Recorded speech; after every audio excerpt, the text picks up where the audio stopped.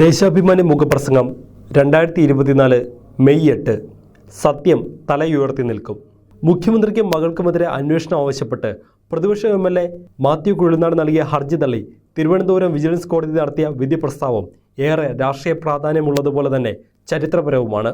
ഇടതുപക്ഷത്തിനും വിശിഷ്യ CPIM-നും അതിൻ്റെ നേതാക്കൾക്കുമെതിരെ അതിവിപുല ഗൂഢാലോചനകൾ നടക്കുന്നുവെന്നതിന് ഒടുവിലത്തെ ഉദാഹരണമാണ് മുഖ്യമന്ത്രിക്കും മകൾക്കുമെതിരായ ആരോപണം.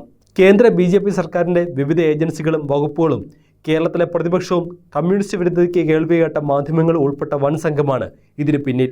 ഒരു കോടതി വിധിയിൽ തന്നെ രാഷ്ട്രീയ ഗൂഢാലോചനയുടെ പിന്നാമ്പുറങ്ങളിലേക്ക് വെളിച്ചം വീശുന്ന പരാമർശങ്ങളുണ്ടായി എന്നത് അത്യപൂർവമാണ്.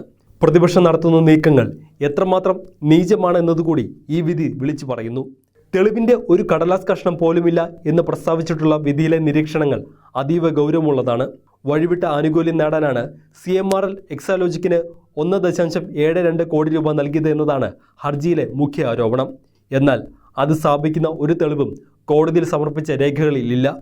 CMRL എന്തെങ്കിലും സേവനം അനധികൃതമായി സർക്കാർ നൽകിയതിന് തോട്ടപ്പള്ളിയിൽ നിന്ന് KMML എടുത്ത കരിമണൽ CMRL കൊടുത്തുവെന്നതിന് KREL ഭൂപരിധിയിൽ ഇളവ് നൽകിയെന്നതിന് ഒന്നിനും തെളിവില്ല. ഒരു പരാതി കിട്ടിയാൽ പരിശോധിക്കുക എന്നെഴുതി വകുപ്പിലേക്ക് വിടുന്നത് സ്വാഭാവിക നടപടിയാണ്. മാത്രമല്ല, സഹായിക്കാൻ അവസരമുണ്ടായിരുന്നിട്ടും 2 പ്രാവശ്യം അപേക്ഷ നിരസിക്കുകയായിരുന്നു. ഏപ്രിൽ 19 കേസ് പരിഗണിക്കവേ ഓരോ ആരോപണത്തിനും കോടതി തെളിവ് ആവശ്യപ്പെട്ടു. ആവശ്യത്തിന് സമയം നൽകിയിട്ടും ഒന്നും ഹാജരാക്കിയില്ല. ആരോപിക്കപ്പെടുന്ന അഴിമതിയെക്കുറിച്ച് വിശദ അന്വേഷണം നടത്തുന്നതിന് ഉത്തരവിടണമെങ്കിൽ ഉപോത്ബലകമായ പ്രാഥമിക തെളിവുകളെങ്കിലും ഹാജരാക്കണം.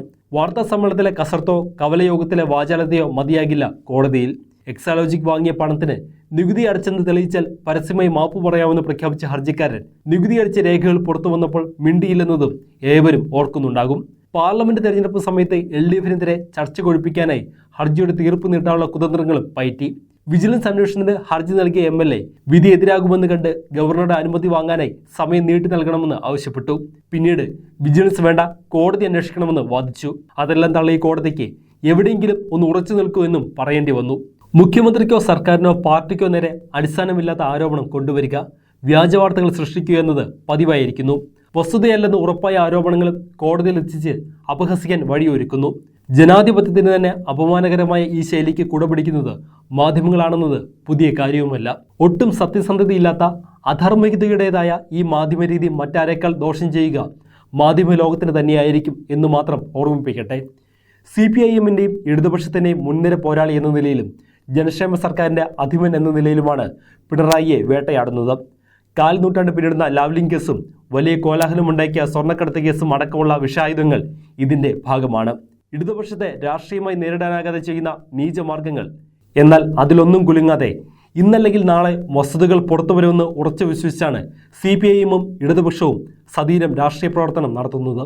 കമ്മ്യൂണിസ്റ്റ് നേതാക്കളുടെ സത്യസന്ധതയോ സാമൂഹികമായ ഉത്തരവാദിത്വ ബോധത്തെയോ കള്ളക്കഥകൾ കൊണ്ട് മറയ്ക്കാനാകില്ല തന്നെ.